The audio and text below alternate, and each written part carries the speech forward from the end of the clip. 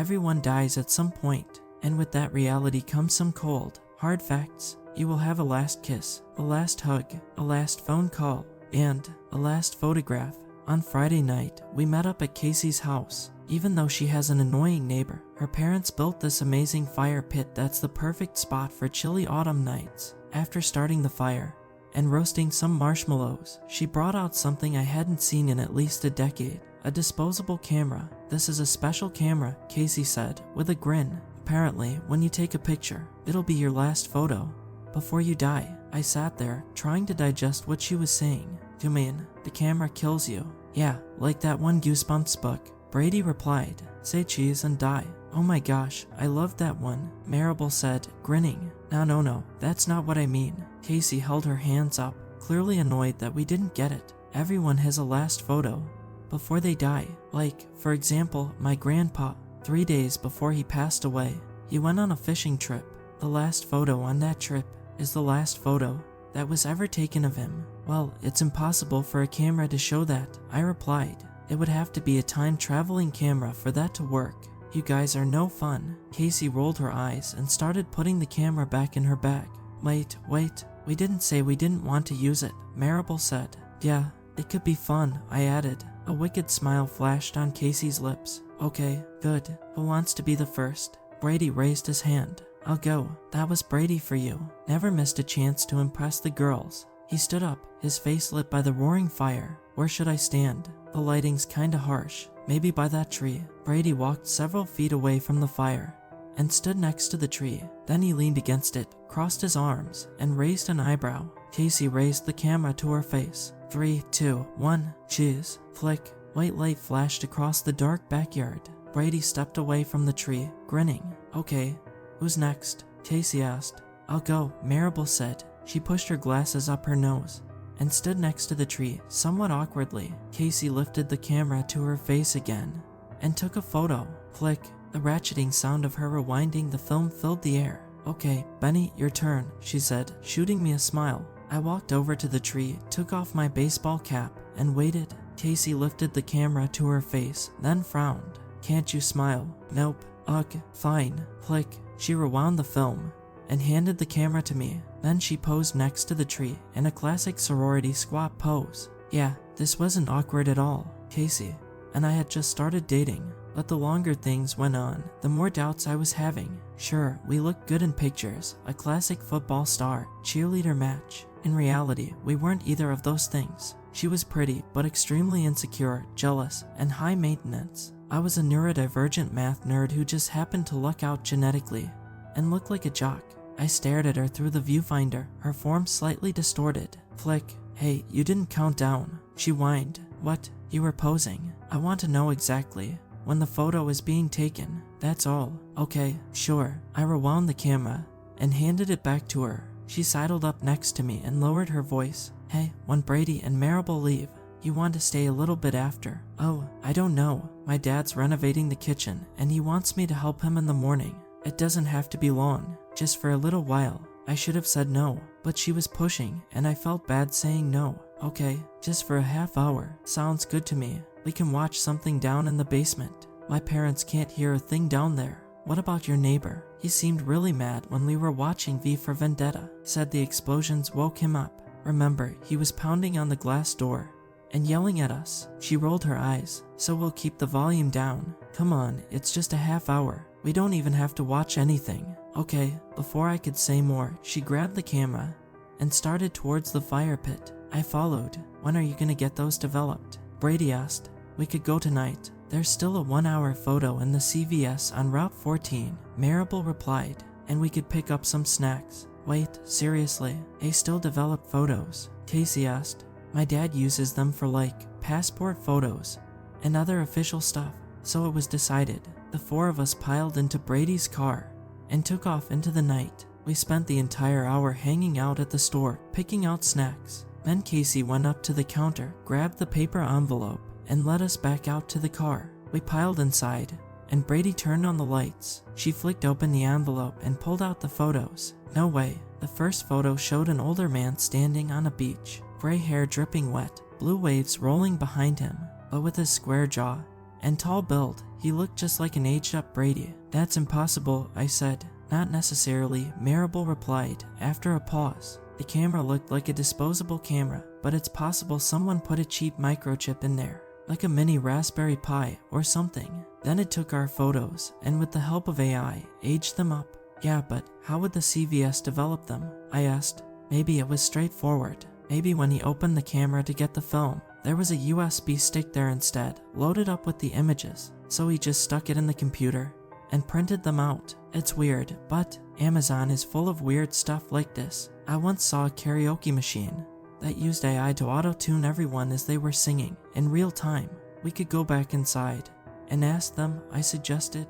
I want to see the rest of the photos first, Casey said, nearly cutting me off.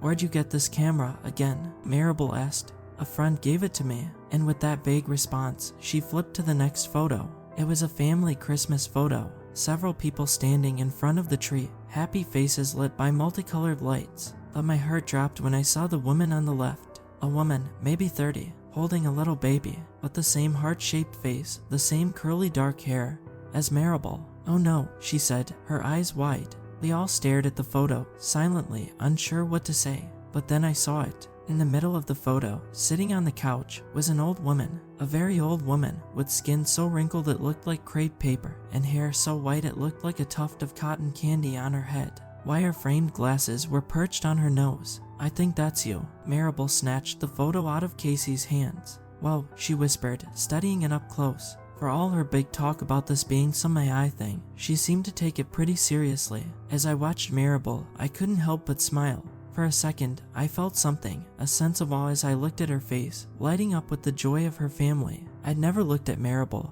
as anything other than a friend, but there was something tugging at my heartstrings now. Not even something I could put into words, as a crush, or attraction, or lust. Just something. A flicker of connection, of emotion, of Benny. I glanced at Casey, and then I looked down. In her hands was the photo she'd taken of me. The exact same photo of me tonight, holding my baseball cap, standing next to the tree, not smiling, staring straight ahead, eyes red from the flash. My first thought was the camera had malfunctioned. Whatever this was, AI or otherwise, had messed up and glitched on my picture, and it just spit out the photo as it was taken tonight. But as Casey, Brady, and Maribel stared at me with horror, I realized. So it's saying, the picture you took of me tonight is the last picture of me alive. I guess so, Casey said. The silence pressed in. I shook my head and forced a laugh. Come on, this is just some stupid prank camera. Like Maribel said, it's some AI thing. Maybe it even purposely skips some people to scare them. None of them were laughing. Okay, come on, let's look at Casey's. I plucked my photo from the stack and froze. Casey was sitting on the floor of someone's basement. Her hands were tied to a metal support pole with thick rope. A strip of duct tape had been placed over her mouth. The left side of her head was matted with blood, and a thin trail dripped down the side of her face. Her blue eyes were wide with fear, and looking straight at whoever was taking the photo. This is some sick prank, Brady muttered, his voice low with anger. Casey just sat there, frozen. Let's go home, Maribel said. Forget about all this stuff. It's just a prank, like Brady said. But Casey didn't move. She just sat there, the photo shaking in her hands, her blue eyes wide with fear. What's wrong? Maribel asked. Softly, the basement, she said, finally pointing at the photo. I recognize it. My dad and I went over there one time, when he needed help with the fuse box. And I thought he was annoying. But I never. Casey, whose basement is it? I asked. She looked up at me, her eyes wide. My neighbor's. Where are you going? Brady was unbuckling his seatbelt. Obviously, the guy in there did something to the photos. I'm going to give him a piece of my mind. He started to swing the door open. Wait, Casey shouted. What? What if he's out there? Who? Brady asked. Craig, my neighbor. Why would he be at the CVS? I don't know, but it's only 3 miles from his house, so he could be here. Wait, guys, this doesn't make sense. How would the photo guy know we thought the camera took our last photos before we died? Maribel asked, placing her own photo in the cup holder. Because we were talking about it, I replied. At least, Casey and I were. We were trying to be quiet, but it's possible he heard us. A heavy silence fell over us. Okay, let's go, Maribel said, opening her door. The night was unusually dark. A sliver of a moon hung in the black sky, far above the street lamps of the parking lot. We made our way towards the sliding doors, glowing warm yellow. Brady was probably right. The photo guy certainly had the time. We were in the store for a full hour, waiting for the photos to be developed. He could have easily hopped on some AI tool like Midjourney and typed in things like old man standing on the beach or Christmas family photo of old woman, although it would take some photoshopping skills to get our actual faces in the images. But if he had access to the real photos we took, that was possible. Nobody recognized the photo guy, right? I whispered right before we stepped inside. No, Brady replied. Marable and Casey shook heads. I hadn't recognized him either, but he looked like he was only a few years older than us. It was possible he knew one of us. Maybe he even had some sort of revenge plot. Maybe his brother had a crush on Casey, or maybe Marable got picked for the trivia team over his little sister. Just because we didn't know him didn't mean he didn't know us. 6 degrees of separation, much less than that, in a small town like ours. We stepped into the CVS. There was an old woman at the cash register, but no one at the photo booth. Hey, where'd he go? The photo guy. Brady called out to her, somewhat aggressively. He's in the back, I think, she replied, eyeing him warily. We wandered through the aisles. He's hiding, Brady whispered to us. He knows what he did, and he's hiding out. We followed him down the aisle, the fluorescent lights blinking above us. The more empty aisles we passed, the more convinced I became of this theory. He'd messed with the photos and slipped out before we could confront him about it. Except that left all sorts of questions, like, how did he know what Casey's neighbor's basement looked like? Wouldn't an AI tool refuse to generate such a disturbing image of a woman tied up in a basement? We turned the corner, and there he was, the photo guy, restocking in the cold medicine aisle. And then it happened. Brady went crazy on him. Hey, that wasn't funny, what you did to the photos. Photo guy whipped around. His eyes widened, and he held up his hands. Whoa, he said, taking a step back. What are you? Stop, Casey said, stepping in front of Brady. Then she turned to photo guy. Did you do something to the photos? Her tone had an edge to it I'd never heard in it before. Fear and anger slicing through her usual bubbly, chatty tone. And then, to my shock, photo guy nodded. All of us froze. For a second, time seemed to stop. Then Brady started up again. You're a sicko. That was a horrible thing to do. Photoshopping Casey, making it look like she was tied up in a basement. Wait, what? Photo guy asked, his eyes widening. Oh, don't deny it, Casey spat. Brady's right, what you did was sick. You're a psycho. No, I did not do that. He shook his head wildly. Look, all I was saying is that I messed up your photo job. Okay, earlier today I spilled some Coke on the machine, and when your photos came out, they were all warped and weird and stuff. That happens if water gets inside the machine, and I already threw out the negatives, so I couldn't reprint them. That's all. He held up his hands in surrender. So you didn't edit a photo to show Casey, I said, gesturing to her, tied up in a basement. His expression told me the answer. No, wait, all the photos were messed up, I asked. Yeah, I think so. We didn't get any photos that were messed up, right? I turned to Casey. She shook her head. Photo guy shrugged. I don't know, guys. I'm just telling you what happened. Was there anything wrong with the camera? Like a Raspberry Pi inside it or anything? Marable asked. Hey, Raspberry Pi. His face scrunched up as he glanced between us. Like a microchip, a computer, anything. He shook his head. It looked just like a normal disposable camera to me, although I haven't seen one of those in years. An awkward silence fell on the 5 of us. Thanks. Sorry for bothering you, Marable said finally, starting back down the aisle. The 3 of us followed her towards the front of the store. We got back to the car without a word. Brady and Marable in the front, Casey and I in the back. I stared at the dark parking lot ahead, my heart pounding in my ears. Marable fidgeted with her photo in the cup holder. Brady dug in his pocket for the keys. Casey kept her back to me, staring out her window. The car rumbled to life underneath us. Where are we going? I asked. My house, Brady replied. My mom won't care. You and Casey can take the spare room, and Marable can be on the pull-out sofa. I glanced at Casey. She didn't turn around. Fine with me, Marable replied. Brady started pulling out of the parking space. Wait, Casey said. Suddenly, the 3 of us turned to her. We should take a photo of Benny. Then that isn't his last photo alive, and the camera is wrong. Brady let out a laugh. You're saying you actually believe this stuff? She scrunched her face at him. Come on, let's just do it, okay? Fine with me, I replied. Casey turned to me, holding her phone up. I stared at the black camera glinting in the light, staring at me. She raised her hand, her finger shaking over the screen. Okay, 3, 2, 1, click. The fake shutter sound filled the car, but as she stared at the phone screen, her eyes widened. Wait, what? She whispered. My heart dropped. The camera app just, quit out. Hang on. She tapped at the screen. Click. Her eyebrows furrowed. It quit out again. Let me try. Maribel pulled out her phone and pointed it at me. Click. Her smile dropped. She glanced at her phone, then back at me. Mine just did the same thing, she said. It just quit out as soon as I took the picture. That's cause both of you have crappy iPhone 10s.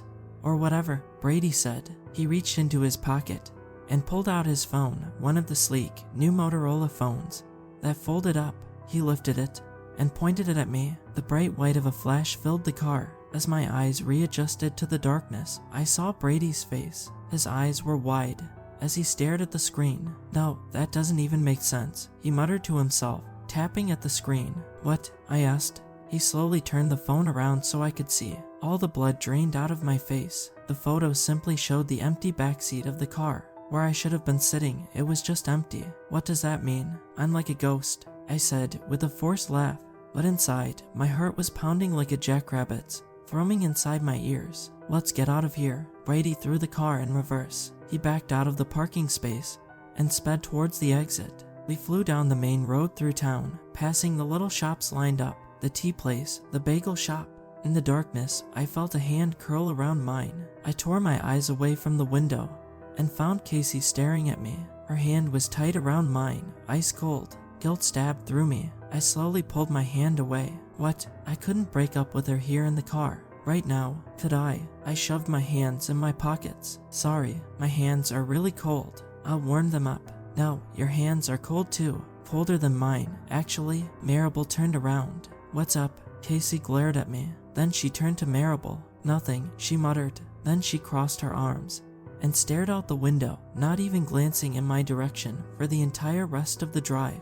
10 minutes later, we were pulling into Brady's driveway. He shut off the car, and the inside lights came on. I squinted in the sudden brightness. Casey was motionless, like a statue, still sulking and staring out the window. Maribel's voice broke the silence. Oh my God. She grabbed her photo out of the cup holder and was holding it close to her face. It fluttered and shook in her hands. My heart plummeted. Without a word, she turned it around for all of us to see. It took me a minute to notice the change, because the photo looked the same. An ancient old lady sitting in front of a Christmas tree, surrounded by family. But now, the woman who had been holding the baby, she was different. In the previous photo, she'd been holding a little girl in an elaborate infant Christmas dress. Now, she was holding a little boy, dressed in a teeny little suit. It changed, she whispered. Mine changed too, Brady said, but not by much. It's just me a little older. Casey scrambled for her photo, and I heard her sigh of relief almost instantly. She held it out to me, shoving it in my face before I could even look at mine. We did it, she said, her voice wavering. Look, her photo no longer showed her tied up in a basement. Instead, it was a woman with wild gray hair in her 60s, posing next to a shaggy black dog. Relief flooded me, but that relief evaporated as soon as I looked at my photo again. It wasn't the same photo of me posing against the tree. It was a different photo, a wedding photo. I was dressed in a tux, beaming with joy, grinning ear to ear, hair slicked back and bow tie crisp black against my neck, hand in hand with a beautiful bride, a bride I recognized. It was Maribel. I tried to hide it, but it was too late. Casey's eyes widened. Brady. And Maribel leaned into the backseat, curious. Maribel's mouth fell open. Brady stared in shock. The photo swam before me as I felt weak, as darkness crept into the edges of my vision. We pulled up to a 70s split level bordered by tall hedges. Brady drove into the garage, and as soon as we came to a stop, Casey stormed out of the car. Casey, wait, I called out, following after her. I don't want to talk to you, Casey snapped back. I'd never seen this side of Casey. Sure, I'd seen her angry, but not like this. Her usually excited, chipper tone had been replaced by a low and hollow voice. Her blue eyes flashed with anger. Brady brushed past her and opened the door into the kitchen, raising his finger to his lips. My mom's asleep, so be quiet, okay? The three of us followed in quietly. Where's the guest bedroom? Casey muttered. I just want to go to sleep. Up there, at the end of the hall. Without another word, she disappeared up the stairs. The door slammed loudly a few seconds later, and Brady winced. She'll get over it, he whispered to me. No, she won't, but it's okay. I was gonna break up with her anyway. Really? I shook my head. It wasn't working. So what do we do now? Maribel asked. Her first words since the photo. She hadn't said a word during Casey and my fight in the car. Get some sleep, I guess. It's almost 3 a.m., I replied. Maribel glanced at me, but then immediately broke eye contact and looked down at the floor. Did Casey ever say where she got the camera? Brady asked. I shook my head. Just said a friend gave it to her. Whoever they are, they probably know what's going on. Maybe they can help us, he replied, glancing at the stairs. I don't think you'll get any answers out of Casey tonight, Maribel muttered. Let's just go to sleep. I'm so tired. You want to take my room, Maribel? Or Benny? And I can be in my room, and you can be on the couch. I'll take the couch, she replied. Sure. The 3 of us moved into the family room. Brady bent down and, grunting, pulled out the couch. The rusty hinges creaked and groaned. Hang on, need to get you guys blankets and pillows, he said, brushing past us. His footsteps receded, and then Maribel and I were alone. A few seconds ticked by. Our eyes didn't meet. Sorry, I finally said, breaking the silence. I know this is really stressful. The photo and everything. It doesn't mean anything. What? The photo? The future is totally undetermined. You and Casey changed the future by not going back to her house. The photo of us, it's only showing one possible timeline among infinite ones. She shook her head. It doesn't mean anything. Her words felt like a gut punch. Oh, okay. I sat down on the bed. When the silence got to be too much to handle, I got up again and began pacing the room. I thought I saw Maribel open her mouth at one point to say something out of the corner of my eye, but then she closed it again. The old wooden floor creaking under my feet was deafening. Guys, Brady's voice, humming from the kitchen, sounding terrified. Maribel. And I ran over. We found him hunched over the kitchen counter, his back turned to us. My stomach plummeted like a rock. My photo changed, he whispered. He stepped away from the counter. No, Brady's photo was the photo we'd taken earlier. I'm standing next to the tree, lit by the orange flames of the fire pit. He's going to die soon. My heart began to pound. I felt weak. Maribel leaned over the counter, staring at the photo, but I backed away. I reached into my pocket and pulled out my own photo, holding it up to my face. No, it had changed, too. It was also me standing next to the tree. Maribel's mouth dropped open. No. She scrambled back into the family room. I heard the loud zip of her purse, and then she ran out of the darkness, breathless. Mine changed too, so we all die together, I asked, my voice shaking. Maybe he comes here, Maribel said. Maybe Casey's neighbor followed us here and is gonna murder us all. Brady, did you lock everything? I think so, he replied, his voice weak. Check the back door, she said as she raced to the front. I ran over to the sliding glass door and tugged on it. Locked. Brady ran into the garage, checking the big door, then ran back in and locked the door into the garage. Back door's locked. The garage is too, Brady replied. Maribel rushed back, nearly out of breath. The front door wasn't locked. He could be in here already. There's no way. We just got here, I said. But the photos didn't change. Look, Maribel held up her photo, now crumpled at the corners. We're still going to die. Okay, calm down, Brady said. We'll do a sweep of the house. Okay. We methodically walked through the house, opening closets and cabinets, peering inside. No one was there, but we did find one of the windows in the living room open, the curtains billowing in the wind. Brady slammed it shut. When we got upstairs, Brady took a quick peek in his mom's room. She was fast asleep. He tiptoed in and checked her closet.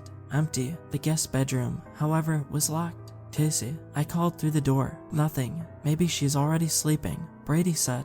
Or maybe she's already dead, Maribel whispered. Guys, I'm sure she's fine, Brady said. He started down the stairs. I need to go set the burglar alarm. A few seconds later, the beeping of the keypad came from downstairs. I think we should check on her, I whispered. Maribel nodded. Me too. Should we just break the door down or something? Hang on. Maribel reached up into her curly dark hair. After a few seconds, she slid a metal bobby pin out. Then she knelt on the ground and slid it into the hole in the doorknob. Clicking sounds came through the hallway as she tried to unlock it. What the hell are you doing? Casey's voice came through the door, aggravated and harsh. Sorry, we just wanted to. I don't want to talk to anyone. I heard a screech of aggravation and then a dragging sound followed by a thump at the door. It sounded like she was wedging something against the door. Casey, our photos changed. I called through the door. They're all us by the fire pit. Did yours change, too? Go away. I hate all of you, she screamed. Marable and I exchanged a look. Then we headed back downstairs to find Brady pacing back and forth in the kitchen. They didn't change, he told us. We're locked in. The burglar alarm is on. Unless Casey's neighbor breaks through a window and shoots us all in like 3 minutes flat, it doesn't make sense. My guess is it's a fire or a gas leak. Or Casey. We turn to Marable. She sounds completely unhinged in there. What if she comes out and kills us? There's no way she could. Brady started. Her dad has guns, I interjected. She could sneak out while we're sleeping, get a gun, come back and shoot us. Do you really think she's capable of that? Brady whispered. I don't know. Honestly, I don't know her that well. I always felt like I was talking to a mask. All her photos are so posed, and she's always keeping up this, like, cheerleader cool girl persona that feels so fake. How she was acting tonight. I've never seen her act like that. So what do we do? Marable asked. I don't know. I guess we leave and see if the photos change. I replied. What if it isn't her? We can't just leave her here, and we can't just leave my mom here either. Brady said. What if it's a fire or something? What if one of us goes and checks if their picture changes and the others stay here and make sure the house doesn't burn down? I guess that makes sense, Brady said, hesitating. So which one of us goes? I asked. A few seconds of silence passed between us. I guess I will, Brady finally said. Your pictures might not change either way if one of you is Casey's target.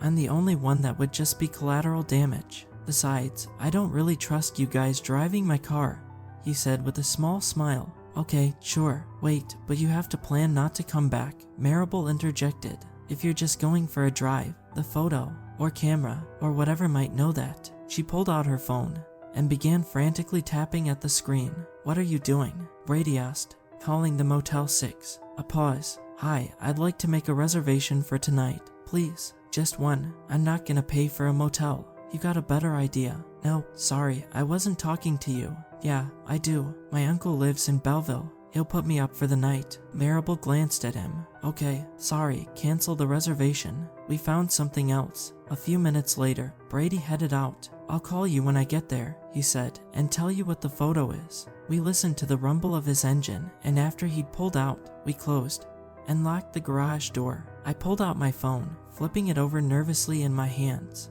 We're going to be fine, I said to Marable when I caught her looking at me. She laughed. Oh, really? Yeah. She glanced down at my hands, flipping the phone over and over. I think you need more convincing than me. We sat down at the kitchen table. Marable opened a drawer, and after rummaging around, pulled out a huge chef's knife. If Casey really does go crazy on us, she said, smirking at my shocked expression. Do you think she'd try to kill us? I asked. I dunno, she's your girlfriend. Yeah, but she's still your friend. Do you think she'd do something like that? I whispered. Her smile faded. I dunno. Casey has always been emotionally volatile, I guess, is the word. Like, one time we were swapping dresses, and I tried on this one dress that, I dunno, was very special to her for some reason, I guess. And she flipped out at me, like, screaming at me, calling me a bitch, the works. I'd be furious at her, except she went completely back to normal as soon as I gave it back. I'd never really seen that side of her. Yeah, I think she probably hides the crazy from all her boyfriends. The conversation fizzled out, and we sat there in awkward silence, listening to the ticking of the annoying bird clock Brady's mother had hung up. Marable looked down at the knife, her reflection in it. I picked at my cuticles, and then, suddenly, my phone rang. I jumped and flipped it over. It's Brady. I picked it up. Hello. But from the instant I heard his voice, I knew something was terribly wrong. The photo, it changed. But it's not. Oh God, I think I'm going to die. Slow down. I can barely understand you, I said, anxiety flooding through me. At the same time, Marable asked, what's he saying? I grabbed the photo and switched it to speaker. What did the photo change to? I had to get on the highway to get to Belleville, and there's that toll, right? Well, my picture changed to the security camera picture from me driving through the toll. What? The picture is me driving through the toll 10 minutes ago. Oh no, there's another toll coming up in 5 miles. That means I die before I get to there. Can you turn around? Marable asked. No, there's this huge median. Pull over, she shouted. Do something, anything that you weren't planning to do. Pull over and get out of the car. and start running, but Maribel was interrupted. "Wait, what the hell is that?" Brady asked, his voice weak, confused. But before he could explain, it happened. Crack, an ear-splitting crash came through the speakers, and then the call dropped. Maribel. And I sat there in stunned silence, staring at the phone. Tears burned my eyes. My arms were frozen, my entire body stuck to the chair, staring at the black screen. We didn't want to say it, but we both knew. Brady was gone.